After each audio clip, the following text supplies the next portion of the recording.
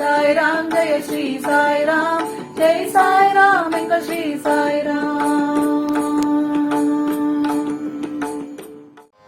ஓம் சாய்ராம்.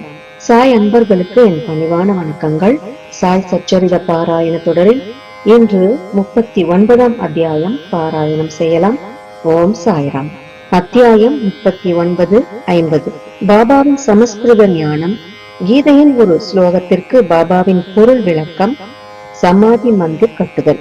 இந்த அத்தியாயம் பகவத்கீதையின் ஒரு செய்யுளுக்கு பாபாவின் விளக்கத்தை அளிக்கிறது. பாபாவுக்கு வடமொழி தெரியாது என்றும் பொருள் விளக்கம் நானா சாஹிப் சந்தோர்கரின் உடையது என்றும் சிலர் ஆட்சேபித்ததால் ஹேமந்த் பந்த் அந்த ஆட்சேபத்தை மறுத்து வாதாடி வேறொரு அத்தியாயம் எழுதினார். 50ஆம் அத்தியாயமும் இதே பொருளை விவரிப்பதால் அதுவும் இந்த அத்தியாயத்துடன் இணைக்கப்பட்டு உள்ளது. முன்னுரை. மகாசமாதி எய்தும் வரை ஸ்ரீ சாய் வாழ்ந்து நடமாடிய ஷீரடியும் துவாரகமாயும் நற்பேற்றுக்கு உரியவைகள். யாருக்காக அவர் அத்தனை தூரம் வந்தாரோ, எவருடைய நன்றி கடனுக்கு தம்மை உரியவராக்கி கொண்டாரோ அத்தகைய ஷீரடி மக்கள் ஆசிர்வதிக்கப்பட்டவர்கள். முதலில் ஷீரடி ஒரு குக்கிராமம்தான். ஆனால் அவர் தம் தொடர்பின் காரணமாக பெரும் முக்கியத்துவத்தை எய்திற்று. ஒரு தீர்த்தமாகவும் புனித பயணத்துக்கு உரிய ஒரு புண்ணிய சேஸ்திரமாகவும் ஆனது. ஷீரடியின் பெண்மணிகளும் அதே அளவு ஆசீர்வதிக்கப்பட்டவர்கள். அவர்கள் கொண்டிருந்த முழுமனதான சிதையாத நம்பிக்கையும் நற்பேற்றுக்கு உரியது. அவர்கள் குளிக்கும் போதும், சோளத்தை அரைக்கும் போதும், பொடி செய்யும் போதும், மற்ற இல்லற தர்மங்களை செய்யும் போதும் பாபாவின் புகழை பாடினார்கள். அவர்களின் அன்பு நற்பேற்றுக்குரியது. ஏனெனில் கேட்போரின் பாடுவோரின் மனங்களில் கொந்தளிப்பை அகற்றி சாந்தப்படுத்தியது. இனிமையான பாடல்களை அவர்கள் பாடினார்கள். பாபாவின் பொருள் விளக்கம். பாபாவுக்கு வடமொழி தெரியும் என்பதை ஒருவரும் நம்பவில்லை. ஒரு நாள் நானா சாஹிப் சந்தோர்கருக்கு கீதையின் ஒரு செய்யுளுக்கு சிறந்த பொருள் விளக்கம் அளித்து அனைவரையும் அதிசயத்தில் ஆழ்த்தினார். இதை பற்றிய சுருக்கமான விவரம் தேவி தேவ் என்னும் ஓய்வு பெற்ற மம்லதாரால் எழுதப்பட்டு சாய்லீலா சஞ்சிகையில் மராத்தியில் பதிப்பிக்கப்பட்டது. சகோதரர் தேவி நரசிம்ம சுவாமி எழுதிய 2 நூல்களான சாய்பாபாவின் சாசனாமிருத திருமொழிகள், த ஒண்டரஸ் செயின்ட் சாய்பாபா ஆகியவற்றில் இதை பற்றிய சிறு தகவல் வருகின்றது. தேவ் 27/9/1936 தேதியுள்ள தமது ஆங்கில வாக்குமூலத்தில் இதை பற்றி குறிப்பிட்டிருக்கிறார். இது மேற்குறித்து சுவாமி எழுதிய பக்தர்களின் அனுபவங்களிலும் பதிப்பிக்கப்பட்டு இருக்கிறது. இப்பொருள் குறித்து நானா சாஹிப்பிடம் இருந்தே தேவி தேவ் நேரடி தகவல் பெற்றாராதலால் அவருடைய கூற்றையே கீழே அளிக்கிறோம். நானா சாஹிப் சந்தோர்கர் வேதாந்தத்தில் ஒரு சிறந்த மாணவர். அவர் கீதையை விளக்கங்களுடன் பயின்றிருக்கிறார். அவைகள் எல்லாவற்றையும் பற்றி தாம் மிகவும் கற்று சிறந்த அறிவாளி என கர்வம் அடைந்தார். இவைகளை பற்றியோ வடமொழியை பற்றியோ பாபாவுக்கு ஒன்றுமே தெரியாது என்று கற்பனை செய்து கொண்டார். எனவே ஒரு நாள் பாபா கூட்டை அம்பலப்படுத்தினார். இந்நாட்கள் பாபாவிடம் கூட்டம் திரள தொடங்குவதற்கு முன்பாகும். அப்போது அத்தகைய அடியவர்களிடம் பாபா தனியாக உரையாடல் நிகழ்த்துவதுண்டு. நானா அவர் அருகில் பாபாவின் கால்களை பிடித்து விட்டு கொண்டு எதையோ முணுமுணுத்து கொண்டிருந்தார். பாபா, நானா, உனக்குள்ளேயே என்ன முணுமுணுத்துக் கொண்டிருக்கிறாய்? நானா, வடமொழியிலிருந்து ஒரு ஸ்லோகத்தை நான் ஒப்பித்துக் கொண்டிருக்கிறேன்.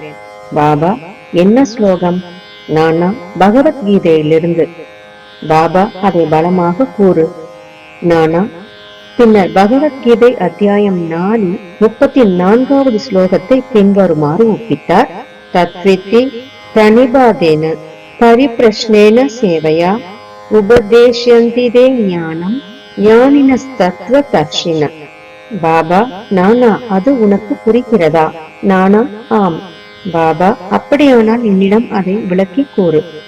நானா, சாஷ்டாங்கமாக நமஸ்கரித்தும் குருவிடம் கேட்டும் பணிவிடை செய்தும் இந்த ஞானம் என்பது என்ன என்பதை அறிவாயாக.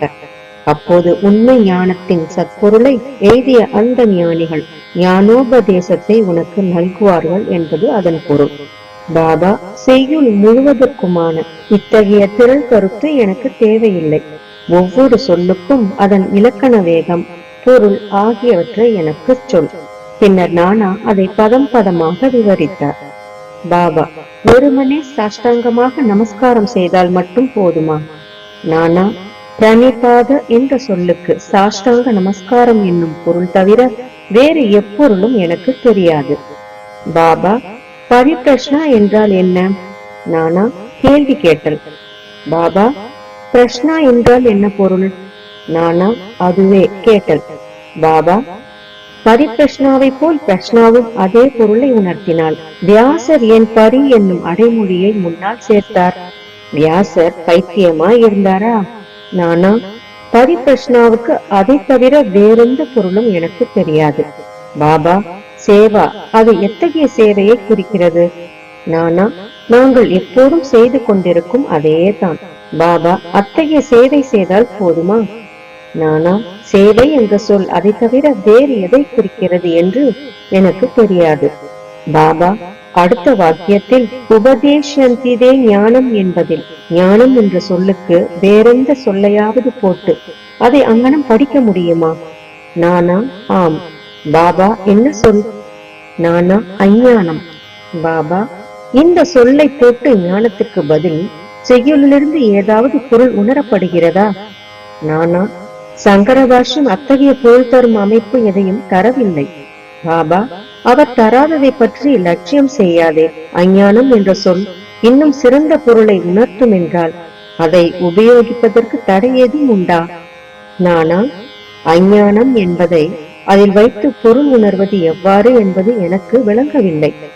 பாபா: கிருஷ்ணர் அர்ஜுனனை ஞானிகளையும் தத்துவ தரிசிகளையும் நாடி அவர்களை சாஷ்டாங்கமாக நமஸ்கரித்து தத்துவ விசாரணையையும் சேவையையும் செய்யுமாறு ஏன் சொல்கிறார்?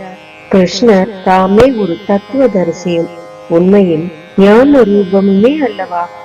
நானா: ஆம், அங்கனமே. ஆனால் அவர் அர்ஜுனனிடம் ஞானிகளை அணுகுமாறு ஏன் குறிப்பிட்டார் என்பது எனக்கு புரியவில்லை. பாபா: இதை நீ புரிந்து கொள்ளவில்லையா? நானா செருக்கு குலைவுற்றார். கர்வம் அழிக்கப்பட்டது. பின்னர் பாபா விவரிக்க ஆரம்பித்தார்.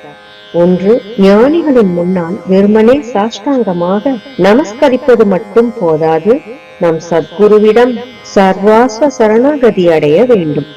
2, கேள்வி கேட்டால் மட்டும் போதாது, ஒழுங்கற்ற முறையிலும் குருவை சிக்கலில் மாட்டிவிடும் வகையிலும் கேட்கக்கூடாது. விடைகளில் உள்ள பிழைகளை சுட்டிக்காட்டவோ அல்லது பயனற்ற ஆர்வத்துடன் கேட்கப்படவோ கூடாது. அது காரிய மனப்பான்மையுடன் ஆன்மீக முன்னேற்றம் அல்லது மோட்சத்தை அடையும் நோக்கத்துடன் இருக்க வேண்டும். 3, சேவை என்பது ஏதோ ஒரு பணி செய்வது அல்ல, தான் செய்ய அல்லது செய்ய மறுக்க உரிமையுள்ளவன் என்பது போன்ற உணர்வுகளை தன்னுள் இருத்தி கொண்டு செய்வது சேவை அல்ல. உடலின் அதிபதி தான் அல்ல என்றும் உடல் குருவுக்கே அர்ப்பணமானது என்றும் அவருக்கு சேவை செய்வதற்காக மட்டுமே உளதாய் இருக்கிறது என்றும் உணர வேண்டும். இதன்படி நடந்தால் முந்தைய ஸ்லோகத்தில் குறிப்பிட்ட ஞானம் என்பது எதனை குறிக்கிறது என்று சத்குரு உணர்த்துவார். குரு அஞ்ஞானத்தை போதிக்கிறார் என்று கூறுவதன் பொருள் நானாவுக்கு விளங்கவில்லை. பாபா: எங்கனம் ஞானோபதேசம் செயற்படுத்தப்படுகிறது? அறியாமையை அழிப்பதே ஞானம். கீதை அத்தியாயம் 18 66வது ஸ்லோகத்துக்கு ஞானேஸ்வரியின் விளக்கச் செய்யுள் 1396 கூறப்படுவதாவது: ஓ அர்ஜுனா, அறியாமையை அகற்றுவது இத்தகையது. அதாவது கனவும் தூக்கமும் மறைந்து விடுமானால் நீ உன்னுடையவனே, அது அங்கனமே.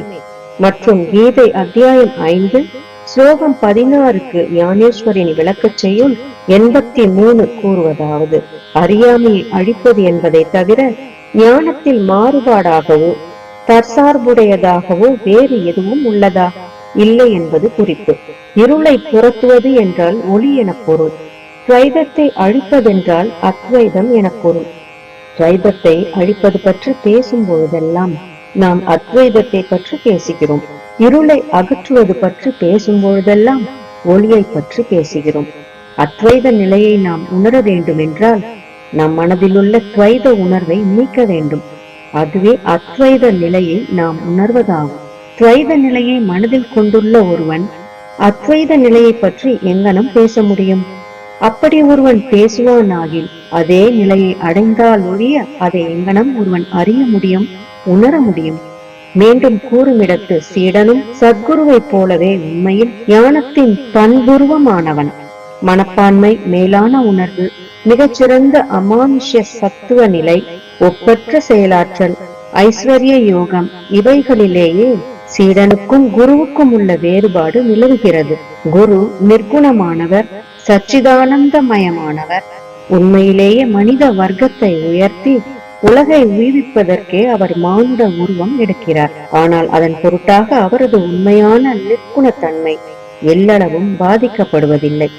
அவர் தம் வியாபகம், தெய்வீக சக்தி, ஞானம் முதலியன குறைவதில்லை. உண்மையில் சீடனும் அதே ஸ்வரூபத்தில் தான் இருக்கிறான். கணக்கற்ற பிறப்பு இறப்புகளுடைய முன்வினைகளின் விளைவானது அறியாமை என்னும் ரூபத்தில் அவன் பார்வையில் நின்று தான் சுத்த சைதன்யன் என்பதை அறிய விடாமல் மறைக்கிறது. இங்ஙனம் மேலே கூறப்பட்ட விதமாக அவன் நான் ஜீவன், தான் ஒரு தாழ்வான பரிதாபமான ஜீவன் என்று எண்ணுகிறான். அறியாமையாகிய இவ்வேர்களை குரு கிள்ளி எறிந்து அவனுக்கு உபதேசம் அல்லது அறிவுரை அளிக்க வேண்டும். தாழ்வான ஈனமான எல்லையற்ற பிறவிகளை எடுத்து பல முடிவில்லாத பிறப்புகளினால் திக்ரமை அடைந்துள்ள சீடனுக்கு குரு நூற்றுக்கணக்கான பிறப்புகளில் நீ கடவுள், நீ வலிமை உள்ளவன், நீ செல்வம் உள்ளவன் என்று உபதேசித்து அறிவுறுத்துகிறார். பின்னர் தானே உண்மையில் கடவுள் என்பதை சிறிதளவு உணர்கிறான். சீடன் உழன்று கொண்டிருப்பதான மாய தோற்றமானது யாதெனில் தானே உடல் என்றும் தானே ஜீவன் என்றும் பரமாத்மாவாகிய கடவுளும் உலகமும் தன்னிடமிருந்து வேறுபட்டவைகள் என்பதும் ஆகும். இது கணக்கற்ற முற்பிறவிகளில் அவன் மரபு உரிமையாக பெற்ற பிழையானதொரு கருத்தாகும். அந்த மாயையின் அடிப்படையிலான செயல்களால் மகிழ்ச்சி, துயரம் இரண்டையும் கலந்து அனுபவிக்கிறான். இந்த மாயையை, இப்பிழையை, இந்த அறியாமையின் வேரை அகற்றுவதற்கு அவன் விசாரணை செய்ய துவங்க வேண்டும். எங்கனம் இந்த அறியாமை உண்டாகிறது, அது எங்கு உள்ளது, இதை அவனுக்கு உணர்த்துவதுதான் குரு உபதேசம். அஞ்ஞானம் என்பது கீழ்கண்டவையே: 1. நான் ஒரு ஜீவன். 2. உடம்பே ஆத்மா. 3. கடவுள், உலகம், ஜீவன் இவை எல்லாம் வேறானவை. 4. நான் கடவுள் அல்ல. 5. உடல் ஆத்மா அன்று என்பதை அறியாமல் இருத்தல். 6. கடவுள், உலகம், ஜீவன் இவைகளெல்லாம் ஒன்று என்பதை அறியாமல் இருத்தல். இப்பிழைகள் எல்லாம் அவனது கவனத்துக்கு கொண்டு வரப்பட்டால் அன்றி ஜீவன், உலகம், உடம்பு இவைகளெல்லாம் என்ன, அவைகள் ஒன்றுக்கொன்று தொடர்புடையவையா, ஒன்றுக்கொன்று மாறுபாடானவையா, அல்லது அனைத்தும் ஒன்றேதானா என்பதை சீடன் அறிந்து கொள்ள முடியாது. இவைகளை அவனுக்கு போதித்து அவனது அறியாமையை அழிப்பதே இந்த ஞானம். அஞ்ஞானம் இவைகளின் போதனைகளாகும். ஞானமூர்த்தியாக ஜீவனுக்கு ஏன் இந்த ஞானம் போதிக்கப்பட வேண்டும்? உபதேசம் என்பது அவரது தவறை சுட்டிக்காட்டி அறியாமையை அழிக்கவே ஆகும். பாபா தொடர்ந்தார். பிரணிபாத என்பது சரணாகதி. உடலால், உள்ளத்தால், செல்வங்களுடன் சரணாகதி அடைய வேண்டும். ஏன் கிருஷ்ணர் அர்ஜுனனை வேறு ஞானிகளை கேட்கும்படி கூறுகிறார்? நல்ல பக்தன் யாவற்றையும் வாசுதேவன் என கொள்கிறான். எந்த குருவும் அடியவருக்கு கிருஷ்ணன் ஆகிறார். குரு சீடனை வாசுதேவனாக நினைக்கிறார். இவர்கள் இருவரையும் கிருஷ்ணர் தம்முடைய பிராணனும் ஆத்மனுமாக கொள்கிறார். அத்தகைய பக்தர்களும் குருவும் இருப்பதை கிருஷ்ணர் அறிந்திருப்பதால் அவர்களின் பெருமை உயர்ந்து திகழுதற் பொருட்டாகவும் அனைவரும் அறிதற் பொருட்டாகவும் அர்ஜுனனிடம் அவர்களை பற்றி சொல்கிறார். சமாதி மந்திர் கட்டுதல். தாம் நிறைவேற்றி முடித்தற் பொருட்டாக ஆர்வம் கொண்ட விஷயங்களை குறித்து பாபா பேசியதோ, எவ்விதமான வெற்று ஆர்ப்பரிப்பு செய்ததோ கிடையாது. ஆனால் நிதானமாக நிச்சயமான பலன்கள் கிட்டுமாறு சூழ்நிலைகளையும் சுற்றுப்புறங்களையும் அவர் அவ்வளவு திறமையாக அமைத்தது குறித்து மக்கள் ஆச்சரியப்பட்டனர். இக்கருத்துக்கேற்ற நிகழ்ச்சி சமாதி மந்திரின் கட்டிட வேலையாகும். நாக்பூரை சேர்ந்த புகழ்பெற்ற கோடீஸ்வரரான ஸ்ரீமான் பாபு சாஹிப் பூட்டி தனது குடும்பத்துடன் சீரடியில் வசித்து வந்தார். அங்கு தனக்கு சொந்தமான கட்டிடம் ஒன்று வேண்டும் என்று அவர் மனதில் எண்ணம் ஒன்று இருந்தது. இதற்கு சில நாட்களுக்கு பிறகு தீட்சித் வாதாவில் தூங்கிக் கொண்டிருக்கும் பொழுது அவர் ஒரு காட்சி கண்டார். பாபா அவர் கனவில் தோன்றி அவருக்கும் சொந்தமான வாதா ஒன்றை கோவிலுடன் கட்டும்படி பணித்தார். அங்கு தூங்கிக் கொண்டிருந்த ஷாமாவுக்கும் அதே மாதிரி காட்சி தோன்றியது. பாபு சாஹேப் கண் விழித்த போது ஷாமா அழுது கொண்டிருப்பதை பார்த்தார். ஏன் என்று அவரை கேட்டார். அவர் பாபா தம் கனவில் தமதருகில் நெருங்கி வந்து, வாதாவை கோவிலுடன் கட்டுக, நான் உங்களுடைய ஆசைகளை பூர்த்தி செய்வேன் என தெளிவாக ஆணையிட்டார். பாபாவின் இனிமையும் அன்பும் பொருந்திய மொழிகளை கேட்டு நான் உணர்ச்சி வசப்பட்டேன். என் தொண்டை அடைத்தது, எனது கண்களில் நீர் பொங்கி வழிந்தது, நான் அழத் தொடங்கிவிட்டேன் என்றார். பாபு சாஹேப் இருவரது கனவும் ஒத்திருந்ததை கண்டு ஆச்சரியப்பட்டார். பணமும் வசதியும் பொருந்திய அவர் அங்கு ஒரு வாதா கட்ட தீர்மானித்தார். மாதவராவுடன் கூடி ஒரு திட்டம் தீட்டினார். தாதா சாஹேப் தீட்சித்தும் அதை ஆமோதித்தார். பாபாவின் முன்னர் அது சமர்ப்பிக்கப்பட்ட போது அவரும் அதை உடனே அங்கீகரித்தார். பின்னர் கட்டிட வேலை முறைப்படி ஆரம்பமானது. ஷாமாவின் மேற்பார்வையில் கீழ்த்தளம், உக்கிரான அறை, கிணறு முதலியன பூர்த்தியாயின. லெண்டிக்கு போகும்போதும் வரும்போதும் பாபாவும் சில முன்னேற்றங்களுக்கு யோசனை தெரிவித்தார். தொடர்ந்து மேற்படி வேலைகள் பாபு சாஹேப் ஜோக்கிடம் ஒப்படைக்கப்பட்டது. அது நிறைவேறி கொண்டிருக்கும் பொழுது திறந்த முற்றம் அல்லது மேடை இருக்க வேண்டும் என்றும், நடுவில் ஸ்ரீ முரளிதரரின் உருவம் பிரதிஷ்டை செய்யப்பட வேண்டும் என்றும் பாபு சாஹேப் போட்டிக்கு எண்ணம் உதித்தது. இவ்விஷயத்தை பாபாவிடம் சொல்லி பாபாவுடைய சம்மதத்தை பெறுவதற்கு அவர் ஷாமாவை கேட்டுக்கொண்டார். பாபா வாதாவை கடந்து சென்று கொண்டிருக்கும் பொழுது ஷாமா இதை பற்றி அவரிடம் கேட்டார். ஷாமா கூறியதை கேட்டு பாபா சம்மதித்து கோவிலின் வேலை முடிந்ததும் நான் அங்கு தங்குவேன் என்றார். பின்னர் வாதாவை உற்று பார்த்து மேலும் தொடர்ந்தார். வாதா பூர்த்தியானதும் நாமே அதை உபயோகித்துக் கொள்ளலாம். நாம் அங்கு வாழ்வோம், நடப்போம், விளையாடுவோம், ஒருவரை ஒருவர் கட்டியணைத்து மிகவும் மகிழ்ச்சியாக இருப்போம்.